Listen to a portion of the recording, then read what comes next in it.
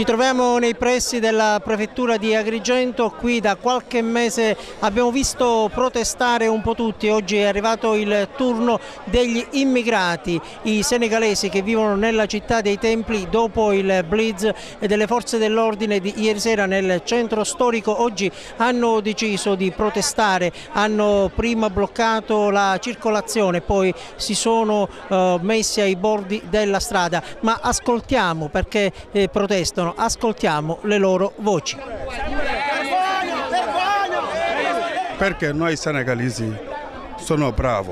Questo non è il problema della popolazione di Agrigento, sono molto bravi con noi. Però ora c'è una polizia, viene sempre alle 6 della mattina di casa senegalesi, comporta male, prendere scarpe, prendere jeans, prendere giubbotto. E poi quando vai a prendere 50 paia di scarpe, vai a fare una verbale di 7 scarpe, 8 scarpe. Allora prendere 50 paia di jeans e di scarpe, capisci? E lui anche fare male sempre ai senegalesi, andare a fare la demolizione di tutte le macchine senegalesi. Questo non è giusto. Ora troppo, se troppo, e ora basta. Allora, noi non vendiamo droga, lo sapevo che ci sono quelli che vendono droga, questi noi non lo facevi, capisci? Pure noi non sono delinquenti, non sono delinquenti senegalesi, non sono violanti di donne, capisci? Noi alle 9 non trovare nessuno in Senegale qua che in giro, noi lavoro e casa e basta.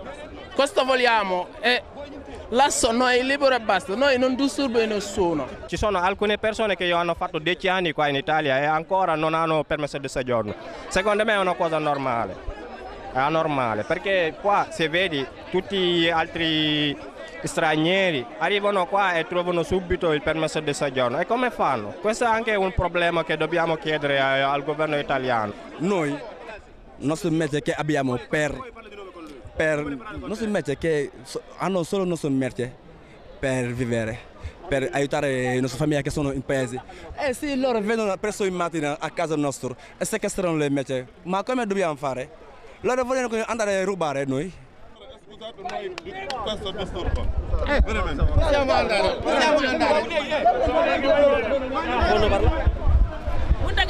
Buongiorno. E capire un po'. Adesso stiamo andando dal questore a fare un incontro con una delegazione dal questore. No, dopo che finiamo poi se ne va. Intanto fateci fare il nostro lavoro.